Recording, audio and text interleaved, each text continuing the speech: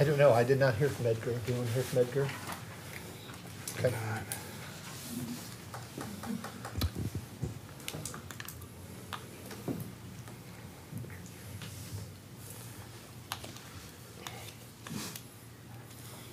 Good evening and welcome to the Thursday, June 14th, 2018 regular session of the Xenia City Council. We will begin this evening with an invocation led by Pastor Bill Vine from Cornerstone Bible Church, followed by the Pledge of Allegiance, which I will lead in consideration of the mayor's absence this evening. If you'd please rise with me for the invocation and pledge.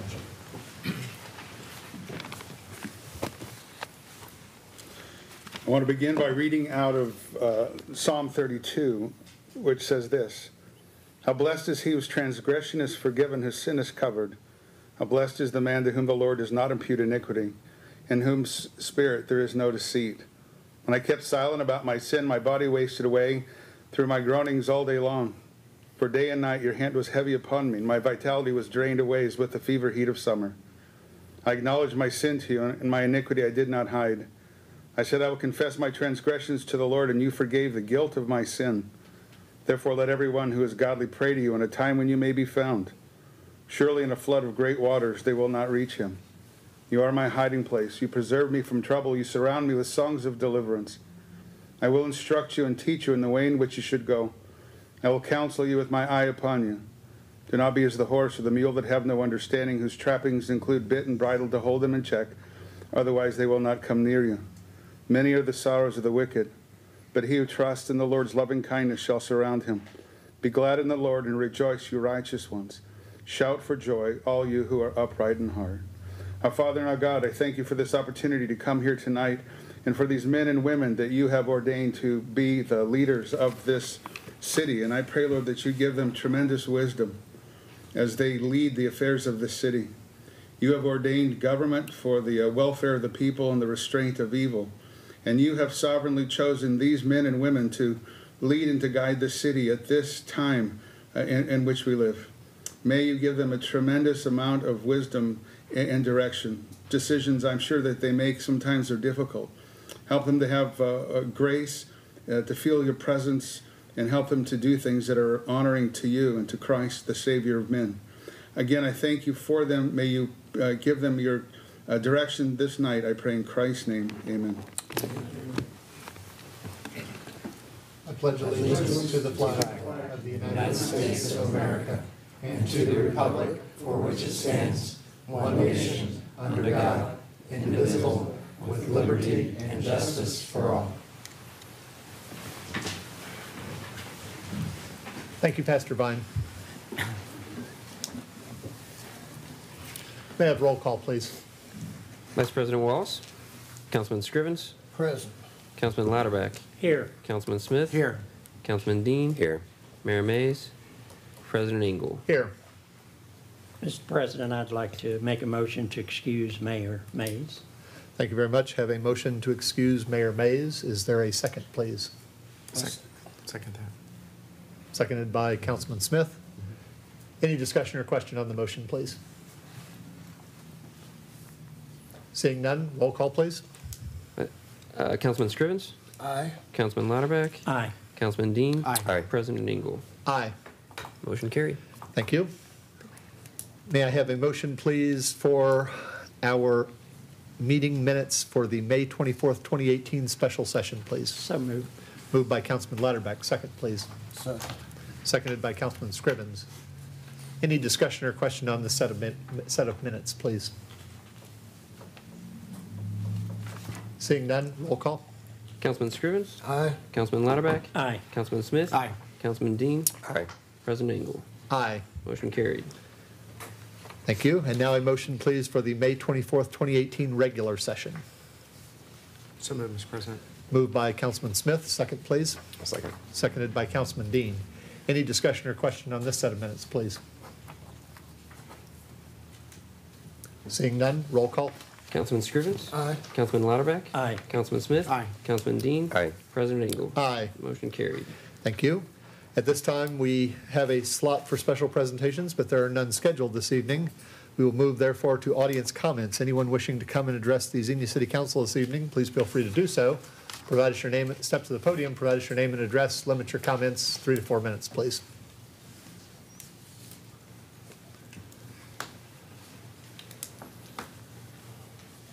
My name is Kenneth Harbison. I live at 1532 Commodore Drive, Xenia, Ohio. Been there about 47 years. I have a little question. I want to know who does your budget at home. The reason why I'm asking the question is, it seems like this city is spending more money than it has coming in. I was born in this city in 1942. I spent almost all my adult life in this city, and I've seen it, the good and the bad. And it's getting worse. And I just kind of wondered how you guys come up with a decision to try to pass a bill that should already been taken care of with the roads and everything. Now, I lived on that street for 45 years. I paid taxes on 2 streets.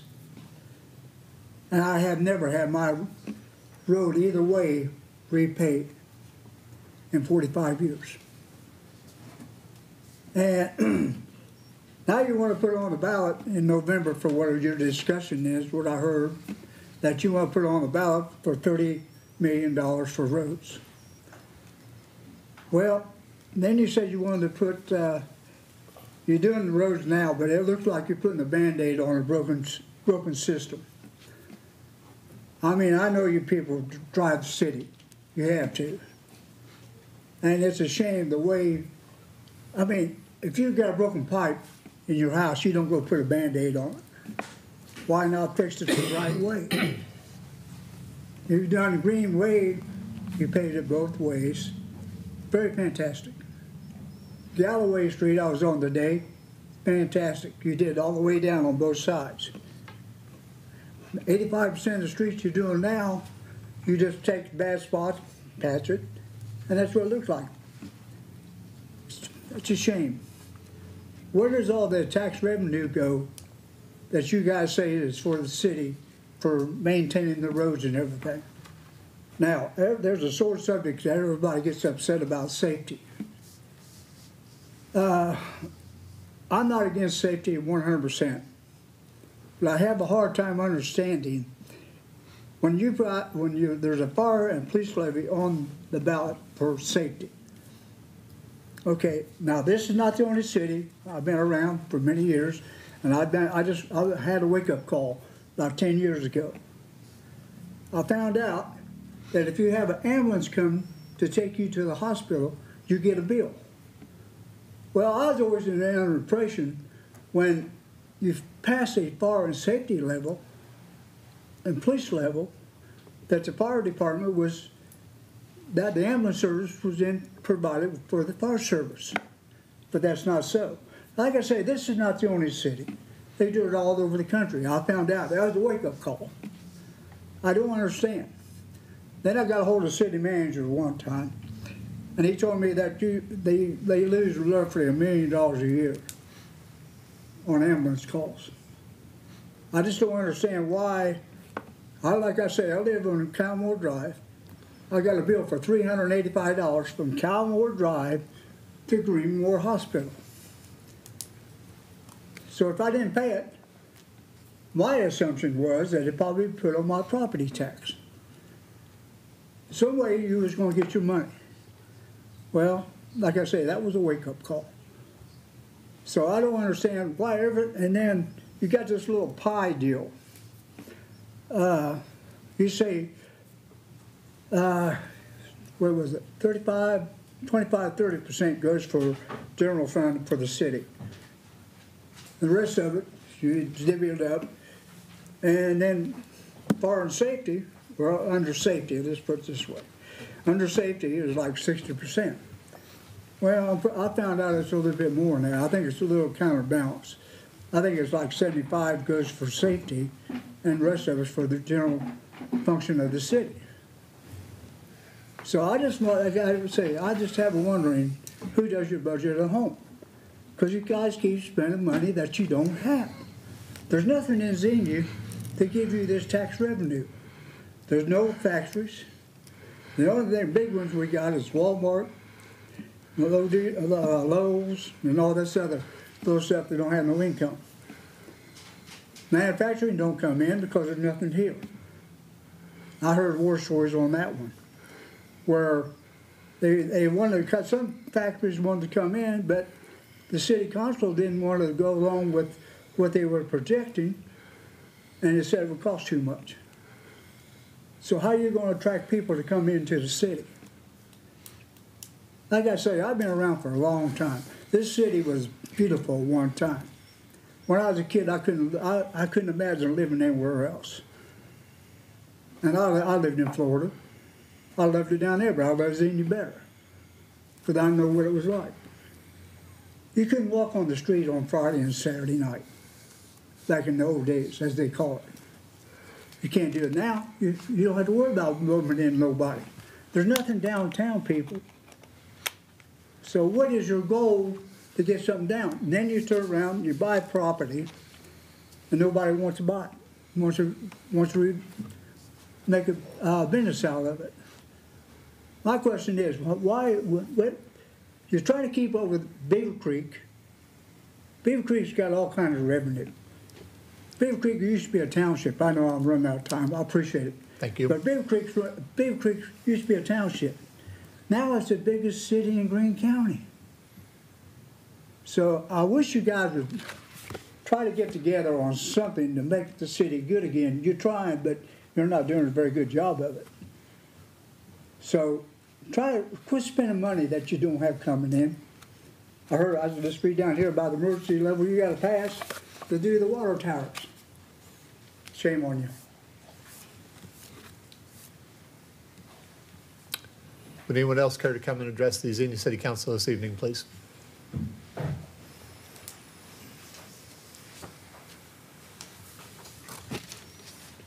John Kelp, 936 Orville Way. I spoke to everyone about a month and a half ago, possibly, about the potential of a tax levy for the streets at that time. And my question tonight would be, what's Plan B? Because if a levy doesn't pass at the next meeting and go onto the ballot, what's Plan B? I haven't heard anyone from council suggest any cuts, anything to be done, nothing. My suggestion would be 85% of our budget is personnel and benefits. As the other gentleman alluded to, majority of that is police and fire. We obviously are going to have to find a different way to deliver our services. We know California shifts are not good for our fire department and cost us extra money. But we continue with California shifts for the fire department. In 2012, there was a safety services study done that said we should implement part-time firefighters through attrition. Here it is, 2018, we have not implemented one part-time firefighter through attrition. We hear why we can't do it from the union. We hear why we can't do it from staff. It's time for council to give staff direction on what we can do. Washington Township, Centerville, work together, part-time firefighters. Miami Township, Miamisburg just formed a fire district. They claim they save over $5 million a year through their fire district. Part-time firefighters. Vandalia, Butler, work together. They even take their turnout gear from one location to the other for the firefighters that work in both districts. Part-time firefighters. It can be done. It's done all around us, and it saves millions and millions of dollars. Now, my proposal to council, I understand where you sit. The streets are in horrible condition. Something is going to have to be done. But if a tax levy doesn't pass on the ballot, what are you going to do then? Are we going to sit there and let the streets continue to deteriorate? Or are we going to use Plan B and make some cuts that we throw more money to the streets? My suggestion would be make those hard decisions, make those cuts. Every employee should be paying 30% of benefits. Do away with the opt-out program. We put in $3,500 to every family HSA account. The ones that are paying 15% of benefit, that is more money than they pay in premium for their health insurance. The national average for a large employer is $716. Have we ever thought about possibly reducing that to where, you know what, if you throw in $2,000 into your HSA, we'll match 50 cents per dollar. It would save us money. It puts more on the employee to put some money into their own HSA accounts and saves the city money.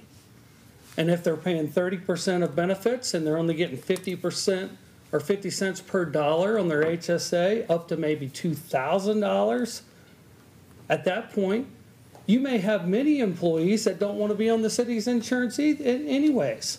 So the opt-out program of over $500,000 is useless. You don't need it anyways. Boom, you got $500,000. There's $1 million to be found. It's not popular. It's not going to be easy decisions, but it's going to take council giving our appointed staff direction. Appointed staff works for council. They will do what they are instructed to do by council, not the other way around. But if council can find $1 million in their budget to throw towards the roads, at that point you got $1.5 million per year towards the roads. You could actually ask for a little bit smaller levy and possibly get it passed. I mean, at least then you're showing goodwill towards the taxpayers to pass a levy. The city manager made the comment at the last meeting I spoke at about a month ago that he didn't think that the streets issue should be on the backs of the employees. Those employees work on our tax dollars. Your primary job as council members is to provide services to the citizens of Xenia, not to provide benefits to the employees. Sure, we need benefits, but I can assure you, I work with several government entities, and their benefits are not as rich as the city of Xenia. I see it every day. But nobody wants to say enough is enough. We are broke. We have no money. We can't provide services. We are borrowing money to paint 2 water towers. We're borrowing money to paint 2 water towers. Our water and sewer funds, we should not have to borrow $1 million to paint 2 water towers. But guess what? 33% of this building's paid for by water and sewer funds, and we just lost $1 million in the county contract. So now all of a sudden we don't have money to pay for water towers to be painted, so we're going to borrow the money to do it. Not good business. But it's going to take council stepping up to make those decisions and give our appointed staff direction. And you're not going to be popular when you do it with staff.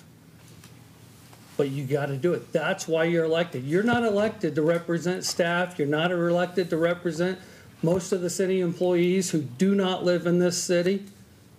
You're elected to represent the people sitting in this audience. And I would hope when this comes up for a vote at the next meeting that we have all 7 council members here.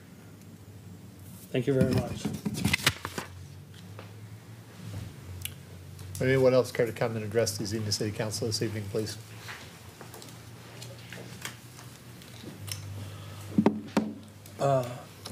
Matthew Bennett, 2536 Ridge Road, Xenia, Ohio. Distinguished council, can't say mayor because she's not here tonight. I'm here to express my concerns. I sit on many of you know, I sit on the committee to figure out the issue about these road problems that we have. This problem is not a simple issue. It's a complex issue that we've all sit and beat our heads against the wall. What's easy? This started not this year. It started 5 years ago, and it's things that some of you have inherited, some things that some of you have not inherited. But over the scheme of things, we have bigger fish to fry besides the roads that we have here. We have to stop making decisions based on wants. We have to stop making decisions based on needs. We need better streets. We have to have adequate fire. We have to have adequate police. We need these things. The community deserves these things. And without those things, we cannot be a city of choice. We're not going to be where people want to move. We're not going to be a place where people want to bring their kids to come to the school district. Without that, we cannot grow. We cannot attract new jobs. We have to start making decisions based on what we need, not what we want. And I'm not here to beat the street issue out. I'm here to beat another issue out that I read in the Xenia Gazette and I thought was a dead horse, but we're bringing this horse back to life. And that's the annexation of Central State. Not that it's a bad idea. It's not an idea that we need to work on right now. We have more issues to worry about than having to sue the county to get something accomplished.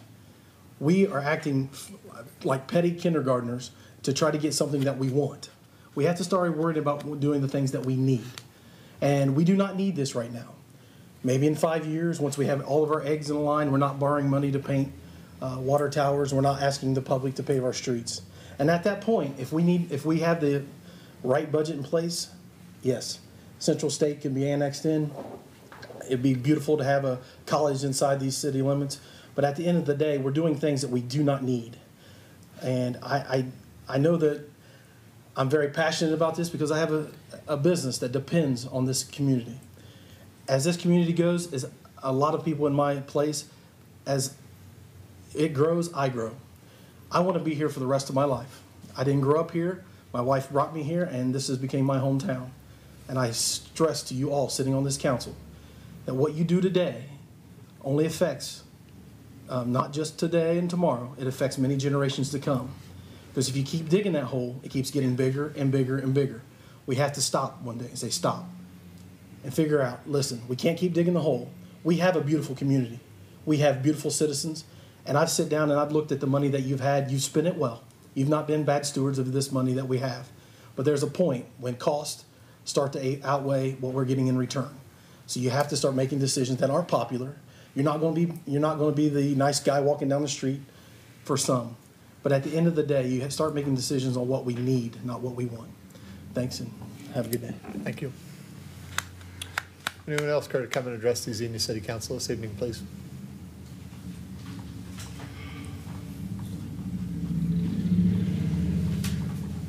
Seeing no more come forward, we will move to old business. Our first item under old business this evening is ordinance 2018-16, a second reading, amending the official zoning map of the city of Xenia, Ohio to rezone the properties located at 415 and 421 Bellbrook Avenue from I-2 Heavy Industrial District to B3 General Business District, was introduced by Councilman Louderback. So moved. Move for passage. Second, please. Second. Seconded by the Vice President. Discussion or question on this first motion, please. Seeing none, roll call. Vice President Wallace. Aye. Councilman Scrivens. Aye. Councilman Louderback. Councilman Smith. Aye.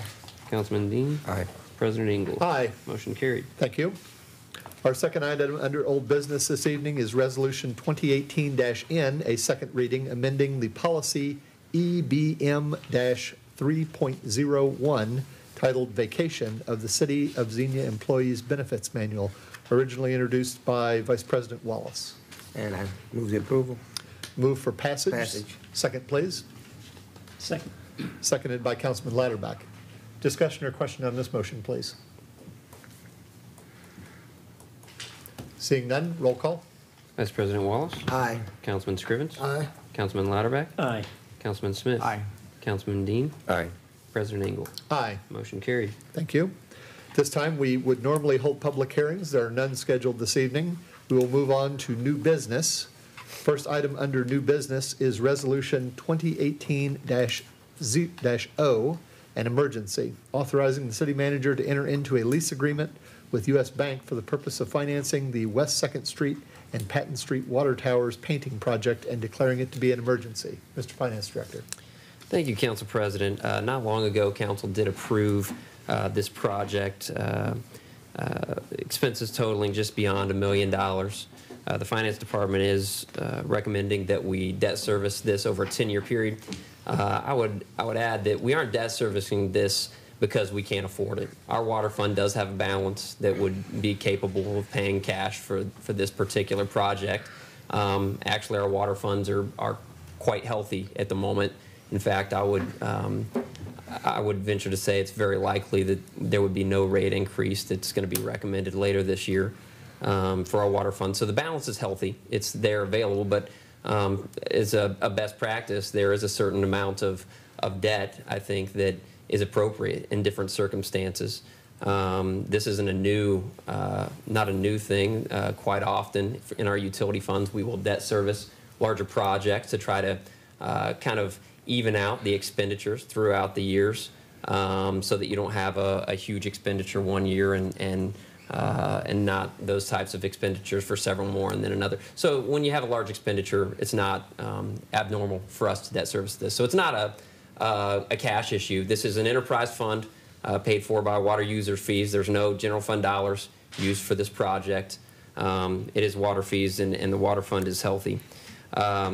The Finance Department sought quotes from various lenders for this debt servicing. U.S. Bank provided the best quote at a rate of 3.453% over 10 years. That's an annual debt service, a semi-annual payment of about $63,524.52. And we would request that council approve the financing of this project. Thank you very much. May I have a motion, please, as an emergency? So moved as an emergency. Moved by Councilman Lauterbach. Second, please. Seconded. Seconded by the Vice President. Discussion or question on this item, please. Councilman Scrivens. Mr. Duke, is there a water tower on South Patton? On South Patton? Industrial park. So are we painting the North Patton Street or the South Patton Street? North Patton. The It's whole not, primary it's not building. clearly delineated here. Yeah. So, It would be for the agenda item that was approved a few council meetings back, the award that was made for the painting of the North Patton and 2nd Street. well, let the resolution 2018-0 so state North Patton. Thank you. Any other discussion or question on the motion, please? Mr. Finance Director, from my perspective, thank you for that very exacting answer in regards to why we are pursuing this particular path for this financing of this large capital project. I appreciate that. I'm sure our citizens appreciate it. And I would suggest to any who are concerned about this that this is nothing more than good strategy that is employed by not just this city, but many cities across the country to ensure that their fund balances are healthy for when you come across very unexpected large items that you cannot immediately finance, but must immediately be remedied. I would like Mr. Duke to speak to the issue of the loss of the county's contract and how that impacts our revenue stream and how it impacts our fund balances. I know it has some impact, but I'm certain it won't drive us into bankruptcy, so I'd like for you to speak to that. Sure. The county was a significant user of city water, and it did have an impact, and council adjusted rates over a couple-year period to try to offset some of that loss of revenue. I think our rates now stand at a point where they're in pretty good shape. We continue to grow as a city. In fact, we're one of the few cities that is growing in the state of Ohio. We've got additional housing development. We've got some economic development possibilities that would bring some fairly large use of water that would offset some of that. So there are some things that will offset that. There's no doubt that in the short term, it had an impact on our rates. But moving forward, I think we've kind of reset the rate structure, and the balance is healthy, and our rates in a good place at this time. And I'd like to join the President in applauding you for the explanation that you provided, which is extremely good and accurate, and one of the best practices that we want to pursue best practices with the water situation, but in every financial situation in the city. That's part of what we're encouraging our staff to do always, so that we can keep a healthy financial position. So. Any other discussion or question on the item, please? Seeing none, roll call. Vice President Wallace. Aye. Councilman Scrivens. Aye. Councilman Louderback. Aye. Councilman Smith. Aye. Councilman Dean. Aye. President Engel. Aye. Motion carried. Thank you. Next item under new business is ordinance 2018-18, an introduction requested, levying assessments for the improvement of city streets and public ways by the lighting thereof within Lighting District Number 2 for the years 2019 and 2022, or excuse me, 19 through 2022. Mr. City Manager, please. Thank you, Mr. President. It is recommended to City Council that Ordinance 2018-0 be introduced this evening. This ordinance is the third of 3 steps that's required to establish a lighting district for the Sterling Green Crossing Subdivision Section 2 neighborhood. This is the final step that's required pursuant to the city's zoning code, and approval of the ordinance will officially authorize the lighting district. Council will recall that it's already approved the first 2 steps by passing the required resolution of necessity to establish the street lighting district on March 8th of this year, and adopting the required ordinance to proceed with the street lighting district on April 26th. Upon approval of the ordinance, a streetlight assessment will be included on the individual lot owner's property tax duplicates from Greene County Auditor as requested by developer.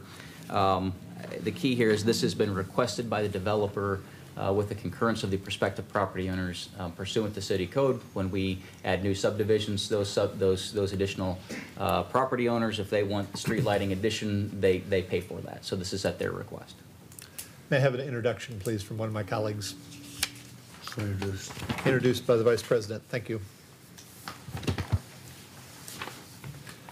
Next item under new business is Resolution 2018-P, an introduction declaring the necessity of levying a property tax in excess of the 10 mil limitation for street purposes and requesting certification from the Greene County Auditor. Mr. City Manager. Yeah, this next item this evening calls for the introduction of a resolution of necessity for consideration of property tax levy for the purpose of funding additional street rehabilitation. While there is no specific concurrence on a tax increase for streets, there was a consensus among City Council that voters should have the opportunity to decide whether or not they wish to dedicate additional funding for street rehab. In order for the issue to be placed on the ballot for voters to decide on this matter, the resolution of necessity is the first of 2 actions that the council would need to undertake. The resolution details the need for consideration of a tax increase for the purpose of street rehabilitation and a request that the Greene County Auditor certify to the council the total current tax valuation for the city and the dollar amount the revenue would be generated by a 3.5 mil property tax increase. Introduction of the resolution is recommended this evening. Thank you, and I will introduce this. Our next item is Resolution 2018-Q, an introduction authorizing the city manager to use negotiations or informal competition for the sale of certain city-owned properties and any fixtures thereon. Mr. City Manager. Thank you, sir. Staff is recommending tonight that there be an introduction of Resolution 2018-Q, which would authorize the posting and negotiations for sale of 14 marketable properties, which are located around the city. The city has acquired these properties through tax foreclosure proceedings and has determined that there is no strategic benefit to the municipality continuing to own them. In fact, some properties we've owned for quite a long period of time.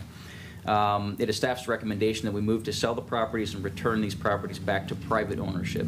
This would allow for opportunities for new investment or reinvestment in these sites, and also relieves the city of the costly maintenance expenses associated with maintaining the site, really for unnecessary ownership on the city's part.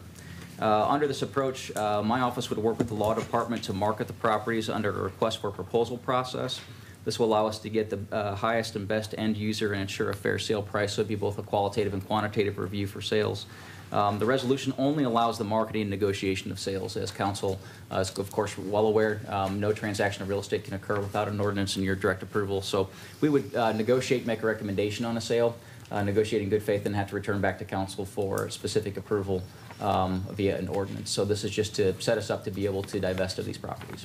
Thank you very much. May I have an introduction from one of my colleagues, please? Introduced by Councilman Smith. Our next item is an administrative motion authorizing the city manager to execute an addendum to the Central State University Fire and EMS contract for a 1-year extension. Mr. City Manager. Thank you, sir. This administrative action seeks to add an addendum to the Central State Fire EMS contract for a one-year extension under the current conditions. The current contract expires at the end of June, and approval of this action will authorize that one-year extension to be executed under the current terms and conditions. Thank you very much. May I have a motion from one of my colleagues, please? Motion. Moved by Councilman Scrivens. Second, please. Second. Seconded by Councilman Smith. Discussion or question on this motion, please? Seeing none, roll call. Vice President Wallace. Aye. Councilman Scrivens. Aye. Councilman Lauterbach. Aye. Councilman Smith. Aye. Councilman Dean. Aye. President Engel. Aye. Motion carried. Our next item is also an administrative motion authorizing the city manager to execute change order number 1 with In Situ Form Technologies and Company for the 2018 sewer pipeline rehabilitation project and establishing a new not-to-exceed cost of $370,320.85. Mr. City Manager. Thank you, sir. Staff is recommending council authorize this change order number 1 with in situ form as stated. Because our original bid for the 2018 slip lining program was so favorable, there are additional monies available in the budget to expand the scope of the program this year. So staff is recommending the change order and the establishment of the new not-to-exceed cost of the $370,320.85 for the addition of 2,004 linear feet of slip lining. This would be for an 8-inch sewer main that's located along 42 in the areas of Tremont Road and Lexington Avenue. Staff requests the approval of the changes in order to allow the additional work to be conducted this season as part of this budget. Thank you very much. May I have a motion, please, from one of my colleagues? So moved. Moved by Second. Councilman Scrivens, seconded by Councilman Dean. Any discussion or question on this motion, please? I would congratulate the city and staff on this particular item, going out to the business community for effective bids, getting a very low bid, and being able to do, and math in public is never a good idea, slightly less than half a mile of additional slip lining this year. Thank you very much. Any other discussion or question, please? Seeing none, roll call. Vice President Wallace. Aye. Councilman Scrivens. Aye. Councilman Lauterbach. Aye. Councilman Smith. Aye. Councilman Dean. Aye. President Engel. Aye. Motion carried. Thank you. Our last item under new business is an administrative motion approving the schedule of bills in the amount of $1,435,613.56. Anything to add, Mr. Finance Director? No, sir. I think 1.4 mil, quite enough. Motion from one of my colleagues, please. So moved, Mr. President. Moved by Councilman Smith, second, please. Second. Seconded by Councilman Lauterbach. Any discussion or question on our bills this evening, please? We'll make them have to pay 'em. Not a whole lot of choice. And I think this is fair just to observe for the public that if they look and see, as we somewhat jovially say, 1.4 mil is quite enough. There are many meetings where we will have bills for a 2-week period that range in the $300,000 to $400,000 range. Much like your checkbook at home, not all your bills come due at the same time every month. So we are just paying the larger portion of our due at this point. Roll call, please. Vice President Wallace. Aye. Councilman Scrivens. Aye. Councilman Lauterbach. Aye. Councilman Smith. Aye. Councilman Dean. Aye. President Engel. Aye. Motion carried. Thank you. This time we will move to reports of committees. Our first report is from the Board of Zoning Appeals, which is chaired by the mayor. I will read in her absence her report. The Board of Zoning Appeals met in a special session on May 30th to consider 2 cases. Case number BZA 2018-06, a variance to allow a 6-foot tall fence in a front yard in excess of the 4-foot height limit at 1388 Crescent Court, filed by James L. Fisher, Jr., which was approved and permitted to encroach 5 feet into the front yard. The second one, case number BZA 2018-07, a variance to allow 2 drive-through signs per stacking lane instead of the 1 permitted per lane for the property located at 431 West Main Street, filed by Jim McFarland on the behalf of McDonald's, which was denied. Any questions for the BZA report? Seeing none, we will move to Traffic Commission. Councilman Dean, please. Thank you, Mr. President.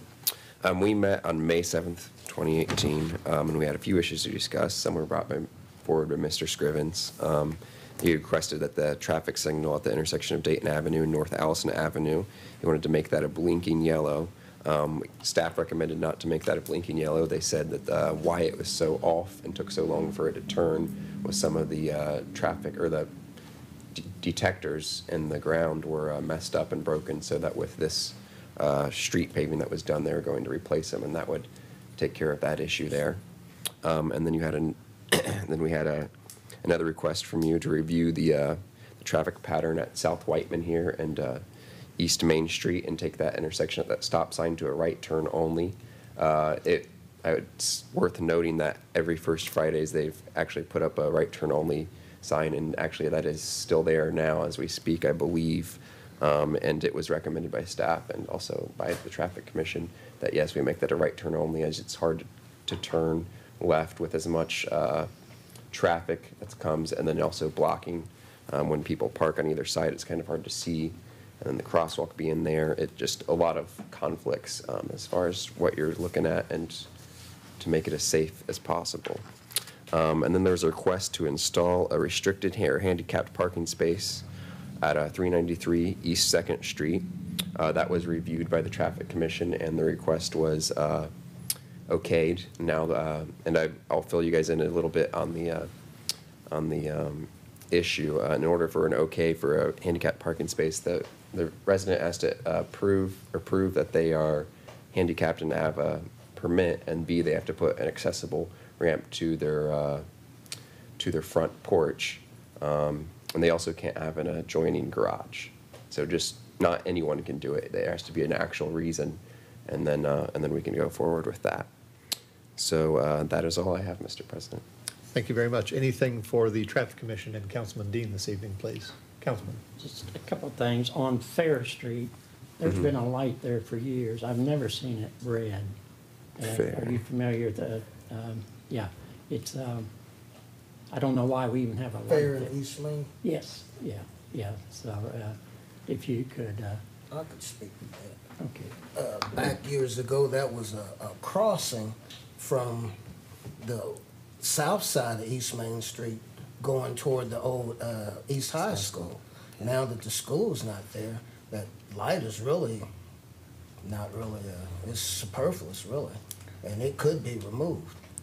I will bring that up. Okay, thank you. Yep. One other item, that is very confusing, the McDonald's crosswalk. I saw a couple days ago that where they put, used to be you did not yield for bicycles or pedestrians. Now, I talked to Brent about this today, now they have a yield to pedestrians, and that's a very confusing, I mean, it's very confusing to people because some people stop and some people won't, but there's nothing there that says anything about the bicycles. Signage, yeah. Yeah, so I think we need to address that before somebody really gets hurt. And one other item, in front of the courthouse, if I understand right, there's 2-hour parking from what times? 4 to 6 p.m. No, 4 to 6, there's not parking. Correct, yeah. I mean, there's parking until 4 o'clock. Correct, yeah. And there's, a lot of people are very confused on that. There's no, there's nothing taped off or, no parking lane. But I understand the thoroughfare, yeah. But, Yeah, I think- and you know, the Greene County judges were very upset with us because we'd taken away their parking. But the way I understand it now, that there is parking in front of the courthouse. and they are no longer metered, so there are some benefits there. But I would concur with you, I think that and a few other of the changes need to be, perhaps the signage needs to be improved, and we need to do a little better job of publicizing what some of those changes are. Thank you, thank you. Tagging on to that point, thank you for bringing up that item at the McDonald's. Madam Law Director, could you address what the accepted state of Ohio rule is for pedestrians in the right-of-way? I believe I understand it to be in any crosswalk, if there is a pedestrian actively in the crosswalk, you must yield to that pedestrian. You are correct. But if they are standing at the side waiting to cross, I think we've said at any number of council meetings that traffic is not to be stopping.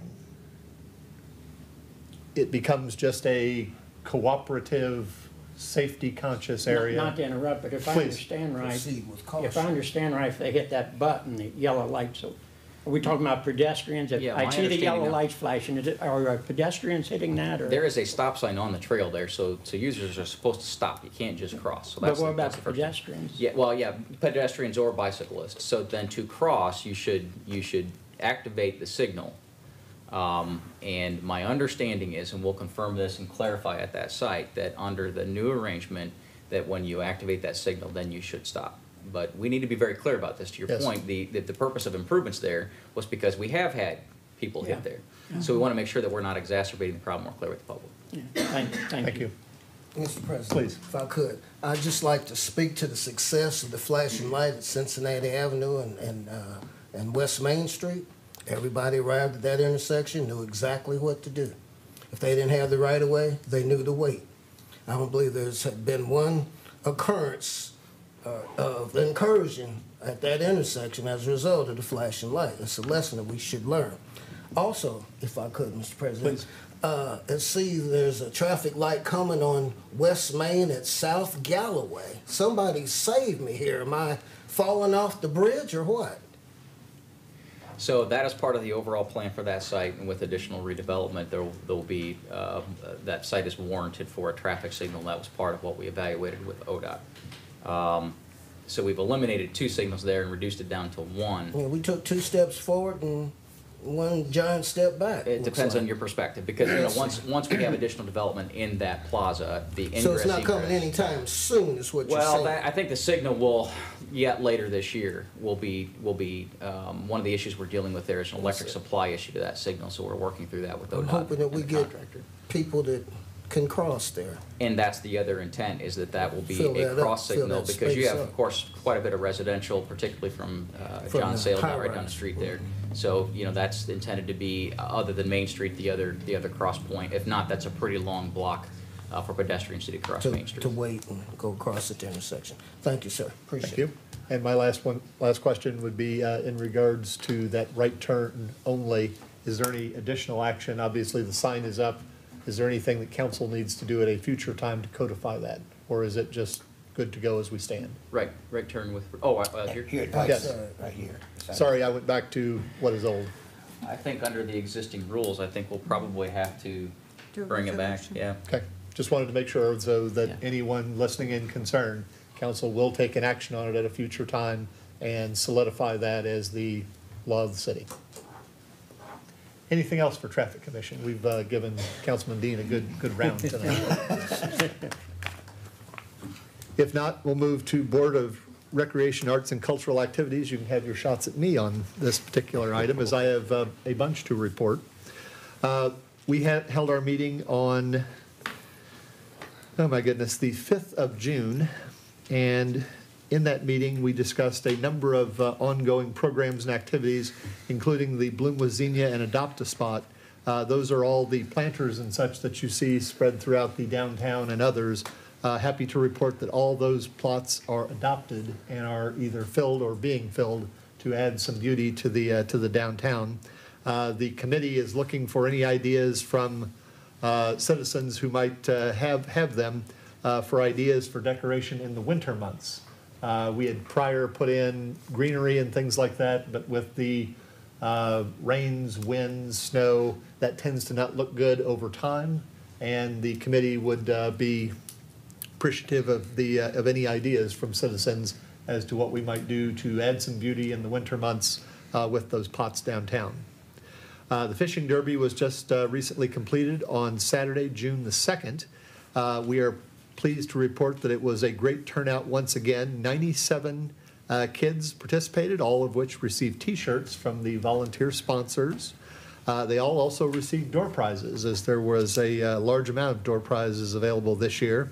And the committee was pleased to receive a report from the person running that event from BRCA, and cited specifically Braden from the public service staff as providing outstanding service during that event. Community gardens available for rent from April through October the 31st. Several spots are still available. If you have interest, please contact the Public Service Department. There has been a number of citizens inquire about the city's non-sponsorship of music in the park, as we had done in past years. My wife, who also sits on BRCA, conducted a rather, as she admits, unscientific but best possible survey at our first Fridays that occurred this year, where she interviewed people at the city's booth as we were walking along, as they were walking along, and asked them about their interest in music in the park. It was interesting to note there were, looks like 30 people surveyed, 30 or 31 people surveyed. And the first question was, did you know that Xenia has sponsored music in the park? 5 yeses, 26 nos. Have you ever attended a music in the park event? 2 yeses, 3 not sures, and 26 nos. Would you be interested in having music this summer? 3 yes, 27 no, and 1 response was yes, but if we call to remind them.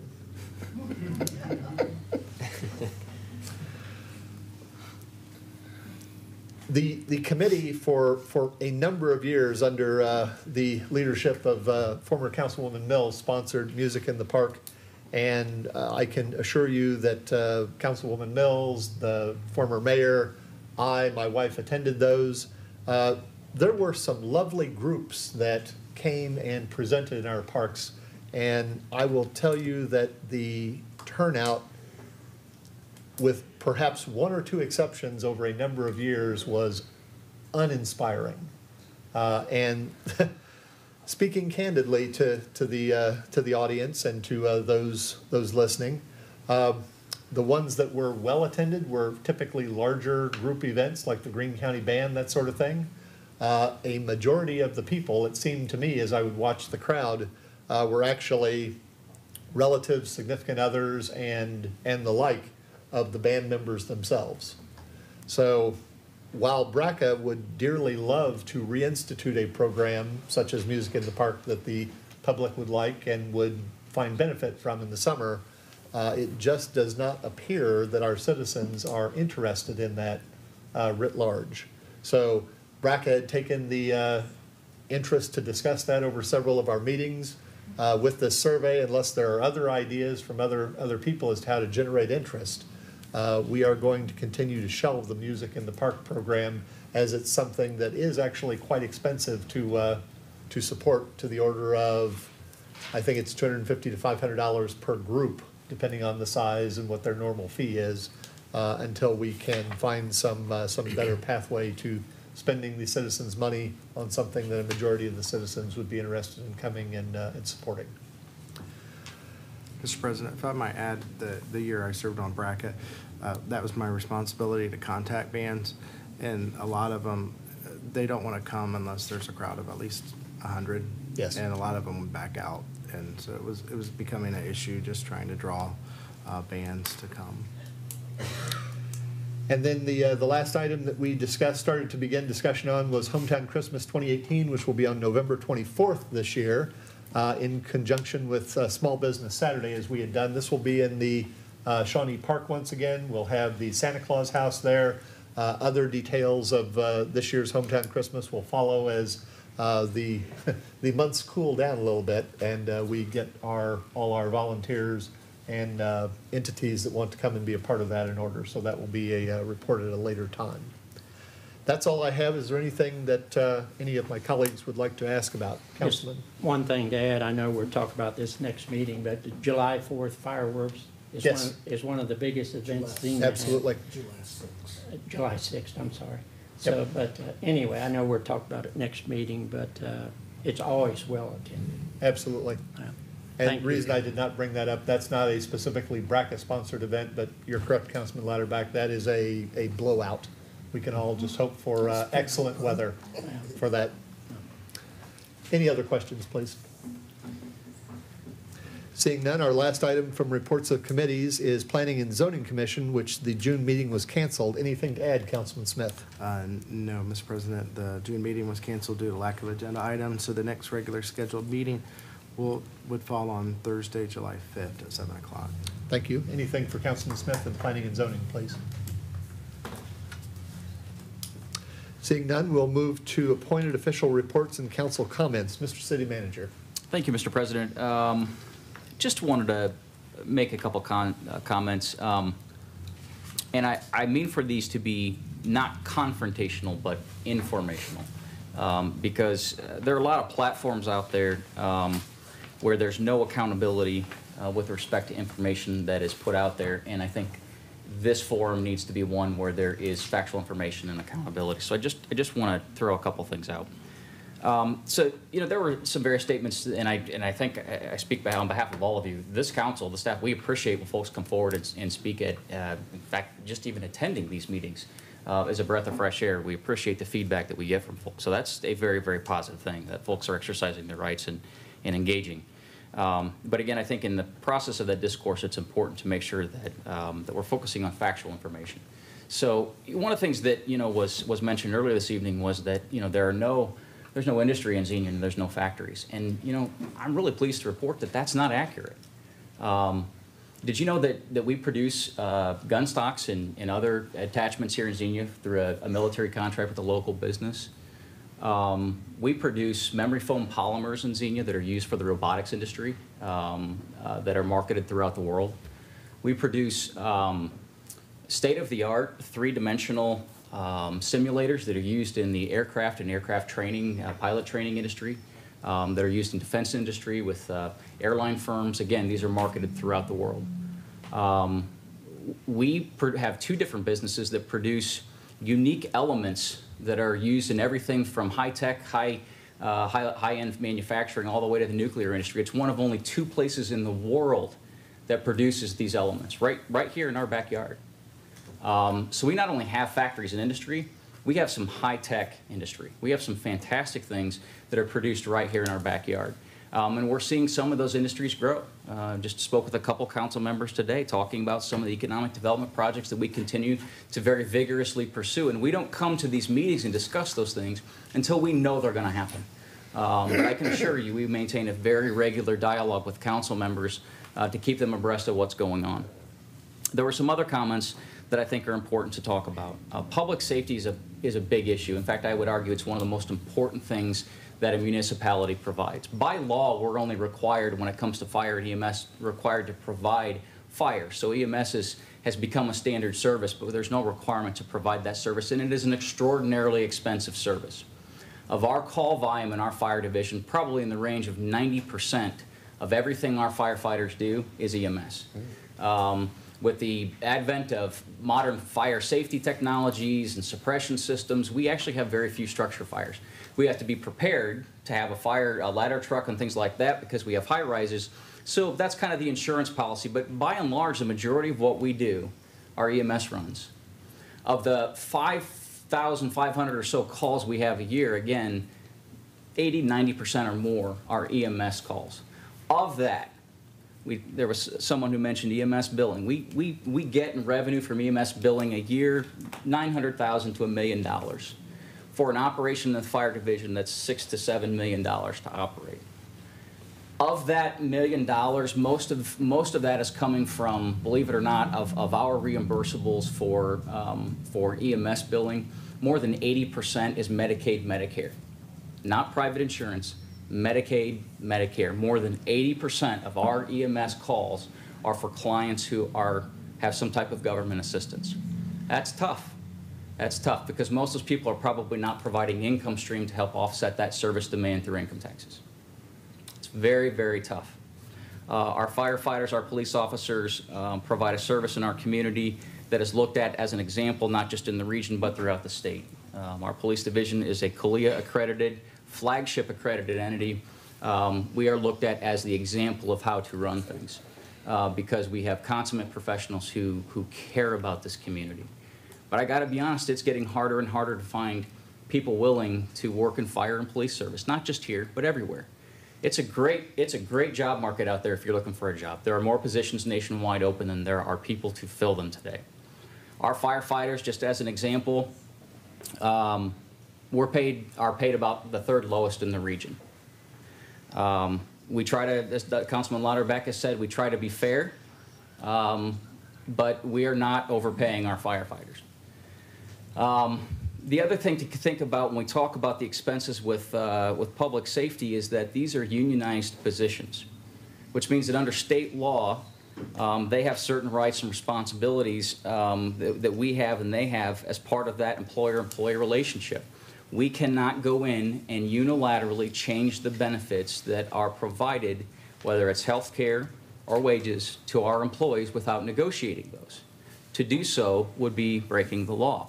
We have to negotiate that. We have no way around it.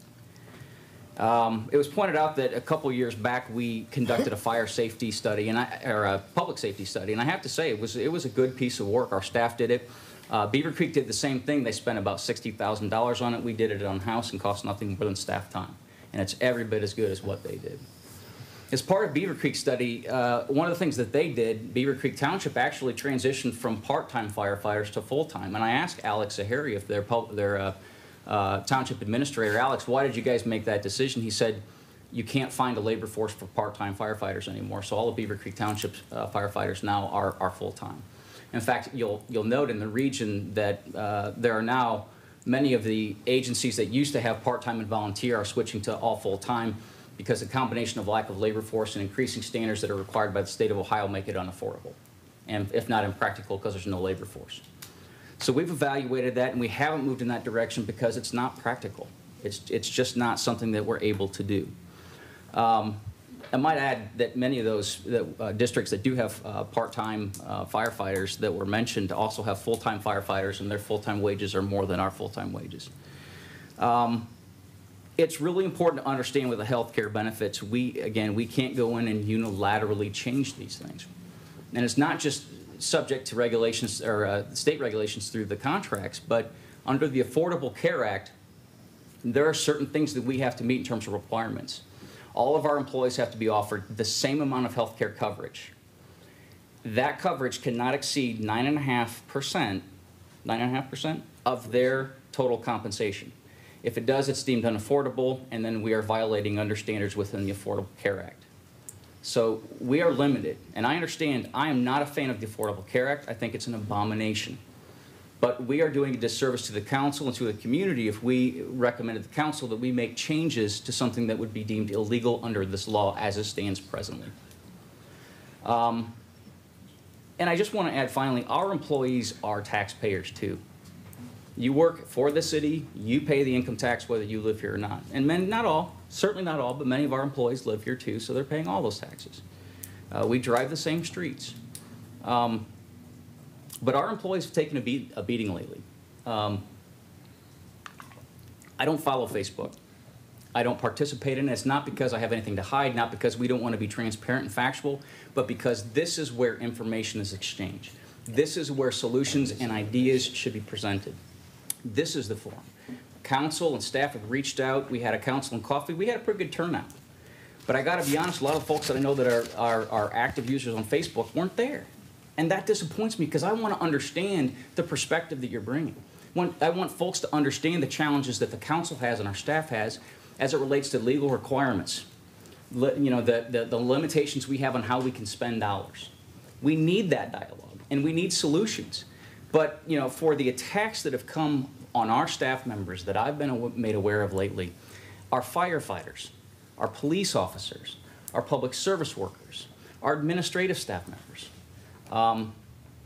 it's not becoming of the community of hospitality. It truly is not. These are folks, in some cases, who put their lives on the line every day. And you can have an opinion that they're overcompensated and overpaid, but thank God they do what they do in an environment where across the country these people are being attacked because of what they do. We don't have that problem here because it's a good community. But it's not okay to attack these individuals. You know, I have staff members that have worked for the city for 15 years that are actively considering leaving. Staff members in our engineering department who have been so verbally brutalized through this construction season, it's just unthinkable. Folks that are good employees and work hard every day. And we had our contractor, John R. Jurgensen, who did our streets here recently, and I apologize I'm long-winded here, but I'm speaking from the heart. The foreman for the crew that was here in Xenia told our engineering staff that they have never worked in a community that was more rude, more abusive, and frankly more dangerous. People just not even respecting safety zones for the crews that are simply hired to pave the streets that the people wanted paved in the first place. It's not becoming of the city of hospitality. So, you know, we can't do everything that we want to do. We can't pave every street that needs to be paved. We can't meet every need that's out there. But the council's working hard to achieve that. Our staff members on the street are working their best to achieve that. And we work to hold them accountable. But it's not fair to go online and blast these people and throw them under the bus. It's just simply not fair. You can disagree with the council's policies. You can disagree with the law on workforce labor and so forth. That's fine. You're entitled to that. But educate yourself on the facts. Don't believe what you see on the fake news on the website. It's just simply not accurate. The law director, the finance director, myself, our staff members, we have made it abundantly clear. We will sit down with anyone who has questions. If you have a concern, you don't understand how governmental fund accounting works, we'll explain it to you. That's why we're here. We want to be transparent. We want that information out there. We want to be accountable. But it is not in the city of hospitality's best interest to attack these people for simply trying to do their jobs. That's not okay. And, you know, you want to attack me, fine. I've got thick skin. I know what I got into when I got into this job, I think. But these staff members don't deserve that. They don't deserve to be ridiculed and just basically thrown under the bus. And so that's kind of where I've drawn the line. I apologize for being emotional with it and being long-winded, but we want a dialogue on these issues. We want to see the city progress, and you know what I think it is? We've got 3% growth in population behind Beaver Creek, Springboro, and then there's Xenia over the last 10 years. People want to be here. That's clear. Dayton Daily News said it. You know, we're seeing residential growth in this community we haven't seen in 20 years. We are seeing retail growth that we haven't seen in a long time. We're not perfect. We got a long way to go and a lot of things to do. But goodness, folks, let's rally around something positive in the community. And if you're not satisfied with things, volunteer. Volunteer to help with YRC or WeBucks. Volunteer to help with BRCA. That's how you make a community of choice. Not by going out there online and putting a bunch of information and attacking people. Come to us. We'll share the facts. Let's have a dialogue about it. And to that point, 2 events that we are trying to get planned and we'll be getting with council. We are looking at tentatively early August for another council coffee chat. I think we're looking at the 7th, but Jerry will be sending out an email to poll council on availability. I'd also like to poll you after the meeting tonight. I want to get our downtown walking tour scheduled. I know it's going to be a little tough to coordinate schedules, so I'd like to get that set. Again, the desire is to do that during the weekday, late afternoon, because I want to give council a sense of the traffic patterns, of the parking conditions, things like that. If we can't catch you all in one setting, we'll try to do it too. With that, I will shut up and let everybody go home. Mr. City Manager, thank you for that. Thank you, sir. Well done. Any conversation, questions, Councilman? I'd just like to follow up. Council, we don't negotiate contracts. 85% of our employees are union, but we vote on it. I've done a lot of homework the last 4 or 5 years. Things have changed the last 4 or 5 years. You mentioned Riverside and Trotwood is right under, we're at the bottom of police and fire in wages and benefits. A lot of people don't understand that, but that's why I voted for all the increase, because we need to keep our good employees. Absolutely. And you can't, if you don't pay people well, they're going to go somewhere else. We've got 3 openings right now that we're having trouble filling. So that's just one thing. And as far as industry, and I'm going to just make this brief. I'm not going to support the street levy, but I do have a plan B. Xenia has a lot of positive things coming up in the future, and that's going to add to our tax base. I mean, I can't talk about it now, but we're talking about 500 to 600 good-paying jobs. And a street levy will pave our streets quicker, I agree, but I'm going to be positive about the future of Xenia without taxing our citizens. So I just wanted to bring that up. And in 2010, the city put on an income tax from 1 3/4 to 2 1/4. I supported that because in 2010 we was in not only a severe recession, we was in a depression. If we hadn't passed that income tax, which doesn't have to be a permanent tax, in the year 2012, our governor reduced our local income funds, took away about $600,000 to $700,000, the estate tax. If he hadn't done that, we could have probably added another $500,000 a year to our streets. But since 2010, we have not only spent $500,000 a year, we've spent above that. This year, with grants, we will spend $2.8 million on our streets. So it's not like this council is sitting on their hands and you know, I'm thick-skinned too, but when people throw darts at the council, they're talking about me. I'm a member of council too. And just because, you know, maybe I'm not the tax and spender, but, and I can't support the street levy, but after saying that, I think we have a bright future ahead of us and we can take care of the streets if it gets put on the ballot. That's up to the rest of the council. And if it doesn't get put on the ballot, we're going to be okay. Thank you. Anything else for the city manager, please? The one thing I would add to, I thank you for the explanation and the comments that you made, and I appreciate very much. The one thing that I would wish that you had mentioned or would go a little further and mention is the fact that the EDAB is going to be doing a retreat in the coming weeks so that the 5 of us or the 6 of us will be more involved even in the marketing of the industrial growth and so forth. But we are very excited about the growth potential of the industry that we have already attracted and that we have now and that we will be attracting in the coming days and months and years. So as a chair of the Economic Development Advisory Committee, I am excited about what we are able to do and planning to do with economic development in Xenia. I'm very optimistic about where we are going and where we what we are doing. And I want to say that as far as the tax and spend is concerned, Councilman Louderback, I'm not a tax and spender either, but I do think that the people of Xenia have sense enough to know whether or not what they want to do. They've been complaining about the streets. They want them improved. They want them improved as swiftly as possible and completely as possible and as economically as possible. We've deduced, and the committee that we had to study that issue came up with the solution that the most expeditious solution was the levy. So we're going to give, as far as I'm concerned, I'm going to vote to give them an opportunity to make that decision. And when the time comes to cast that vote, I'll do that.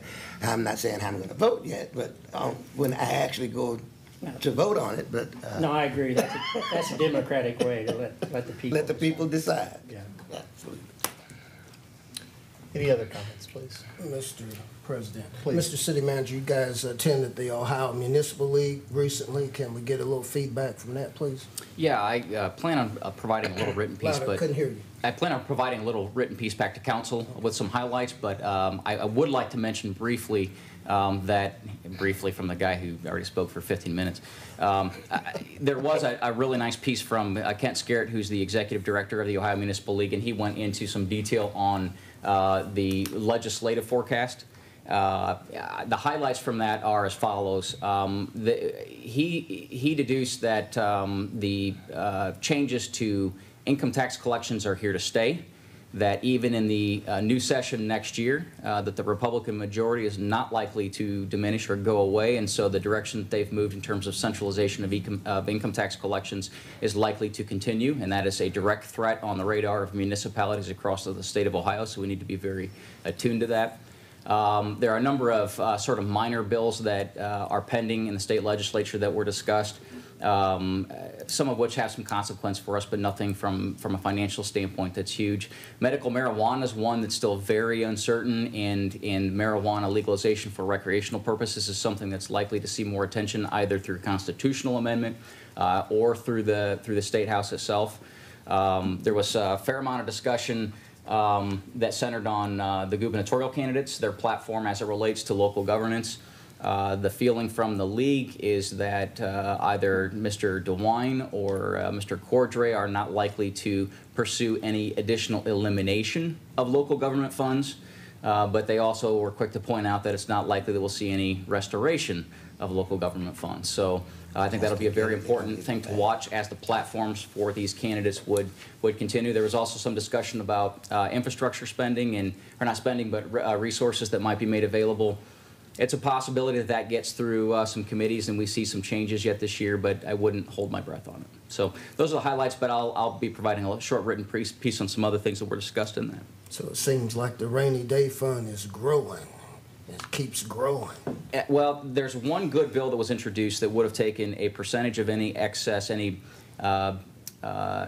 surplus revenue that the state generated and put it into a new fund, a street rehabilitation fund at the state level, that would then have formula distribution statewide for the specific purpose of providing funding to locals to rehab streets. That started out at taking half of the surplus, and through the committee amendment process, it's already down to a fraction of what it originally was. So here's folks at the state level who are sitting on a couple $2 billion after they have gutted funds to local communities. They've increased state employment by 25% over the Kasich administration, and they don't want to share that revenue to meet infrastructure needs in the state. So go figure. Thank you, sir. I'd just like to add, you know, we need to contact Cordray and DeWine running for governor, get their opinion. I mean, tell them Casey's has done nothing for the small cities. Oh, he has. He's raped us. Yeah, that's what I mean. But, and anyway, you mentioned a state infrastructure bill. I believe next year, Washington is going to introduce a national infrastructure bill, which is going to flow down to the states. So that's just my crystal ball theory. Yeah. Thank you. Thank you, Mr. President. Any other thoughts for our city manager, please? I would just very briefly add, in regards to points made by our city manager, I'm 100% supportive of them. The one that I will spend just a few moments on is the issue of Facebook. I have a Facebook account. I don't participate in forums. Reason why? Precisely what the city manager described. I find it as nothing more than a platform for people who, as was observed, do not step forward to discuss their views in the plain of daylight. And as such, I and many others have made a decision to not participate in these kinds of activities and have no plan to begin doing so in the future. If someone has something that they wish to say to me, I'm happy to hear it. I'm happy to discuss it with you. I consider other things, personal attacks on people, as was described by the city manager. I'll give you a good quote here. They are cowardly. They are cowardly statements. With that, Mr. Finance Director, please. I have nothing this evening. I think we're ready to go. I have something. Madam Law Director. I have nothing this evening, thank you. Mr. President, I had something for the finance director. Oh, I'm terribly sorry. Go ahead, please. Mr. Duke, your last financial report from May ending 5/31. Very good report. I'm not a finance guy, but I'm learning how to read numbers. It's different from reading words. Reading numbers is a whole lot different. So thank you for how you've been arraying the numbers. At least a Joe Donut like myself, I'm beginning to understand. And I think Mr. Duke is to be commended because he's doing a good job with these numbers because they all seem to come up balanced. I mean, I had, if I hit it 3 times, it's correct. So I think you're doing a pretty good job. And, you know, let's face it, folks, we just only have so much money. I mean, if we had one movie star, we could offset this. If we had one athlete, we could offset this. So, I mean, we're scrambling around trying to put crumbs in a row here. So let's give everybody a break. I mean, this is Xenia, Ohio. This is not Dublin or someplace north of Columbus where they got the big cash. So, Mr. Duke, again, thank you, sir. Thank you. Thank you, Mr. President. My apologies to my colleagues. Anything else for our Finance Director, please? Seeing none, Madam Law Director, please. I have nothing this evening, thank you. Anything for our Law Director this evening, please? Thank you. We'll have round the table then as commentary, starting Councilman Lauterbach, please. Thank you. I'll yield my time to the city manager. Oh, please don't do that.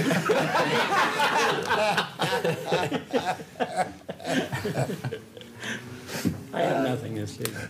Councilman Smith.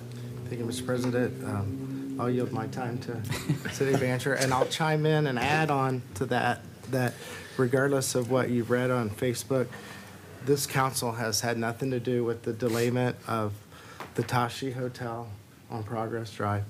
That is, we don't issue building permits in the city. It's a contractor issue. It's simply that. And I think there was an article in the Daily News that kind of directed that. So, again, it's not everything you read out there is factual. So it's really it's not even worth your time most of the time to follow Facebook. You can get on there and do some positive things and pass out some information, but when it's just a bully pulpit, it's not doing anybody any good. So I agree with Brett. It's kind of sad that it's happened that way. I would like to thank people for watching. I am looking forward to July. We got a lot of good activities planned with First Friday and the fireworks. And we'll get into that the next meeting, but thank you very much. Thank you. Councilman Scrivens. Mr. President, Council, and ladies and gentlemen. Just to give you a quick update, the Union Savings Bank has opened up here at 100 East Market, and they were sponsoring a summer banking institute and have student interns at Central State University College of Business. I opened that institute with them, welcomed them from the city of Xenia, and there's about 20 or 25 student interns, and they're floating around the various Union Savings Banks. Also want to thank Wright Pat Credit Union for opening up a new member center. I'm a member, and we had their ribbon cutting and grand opening, and that was really good. I want to thank Miss Denise Ivory for her invitation. I was hoping that Mr. Borders from the Union Savings Bank would be here. His institution is interested in making loans to heretofore areas that have pretty much been redlined. So I wanted Mr. Borders to come and present himself and present the programs that he's promulgating. There were a number of passings since our last meeting.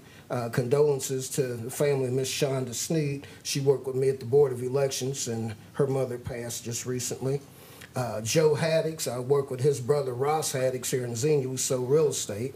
Dr. Reuben Weston, one of my history professors at Central State, he's passed on and finally got his reward. And my friend Corey Adams that runs the auto repair shop down here, he's lost his mom just recently. So condolences to all of the Xenians who've lost loved ones.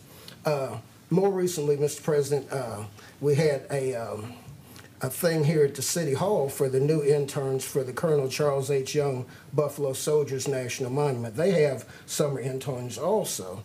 And this one young lady, she's going to be working on GIS. She was from Nassau, Bahamas, and she wanted to make it known that she's available to volunteer for projects in Xenia. And there are a number of people who want to volunteer, they just don't know who to contact. So I tried to direct her in the right way, and her email is Doniska, D-O-N-I-S-K-A, Taylor, at gmail.com. So she's available, and a number of her student colleagues will probably go with her. So just can't wait this Friday. As a matter of fact, tomorrow morning, there's going to be a bon voyage. There's going to be a motorcycle brigade leaving from the Colonel Charles H. Young House going down to Washington, D.C. It's about 495 miles, and that tracks the trek that Colonel Young did on the back of a mule that he called Blackjack. And he rode all the way to Washington, D.C. back around World War I just to prove that he was still fit for military service. So luckily we don't have to do that anymore. And they're going to commemorate that tomorrow morning, and I'm going to be there for the bon voyage. And then finally, Mr. President, Wilberforce University is having their annual Flapjack fundraiser at Applebee's this Saturday morning, and I'll be there early to eat before I go to the Colonel Charles H. Young House. So with that, Mr. President, I thank you for your time, and just can't wait for first Friday in July. Hopefully it won't be raining. It'll be July the 6th, and downtown will be going on at 4 o'clock for the first Fridays, and then at dark we'll all mosey over to the park, and the Kevin Sonny Cab Foundation Memorial family is going to do us up. So just can't wait for the big bang. Thank you, sir. Thank you very much. Councilman Dean. Thank you, Mr. President. I just have one thing to add. I received notice at the Schneider's house here in Xenia at 124 South Detroit Street. It's a homeless shelter there. It's been receiving a lot of children, or more children than expected. They need paper plates, cups, and napkins and juice boxes. So if anyone would like to donate to them, I would appreciate that, and I know they would too. Thank you. Thank you. Could we get that on the city's page and running on the SCHNAD. Yeah, that's fine. Thank you. Anything else, please? That's it. Mr. Vice President. I appreciate the great report from Councilman Scrivens, and I had hoped to go to in fact, I think I announced 2 weeks ago that I was going to be going to the grand opening at Wright Credit Union, because they're also one of my financial institutions. But unfortunately, my wife reminded me that I had double booked because I couldn't be in Boston and Xenia at the same time. So I didn't get a chance to do that. But I was by there today, and I couldn't believe all the traffic that was still being generated. And I haven't been in yet to see the inside of the new facility, but it is from the outside. It looks like it's a marvelous facility, and I'm just glad to see it opened. And I have not been by Union Savings Bank yet either to go inside and meet those folks that want to do that. But thank you very much. Thank you. That's it. I just have one item this evening. In addition, and it's a little early to announce. We'll announce it again at our last meeting in June.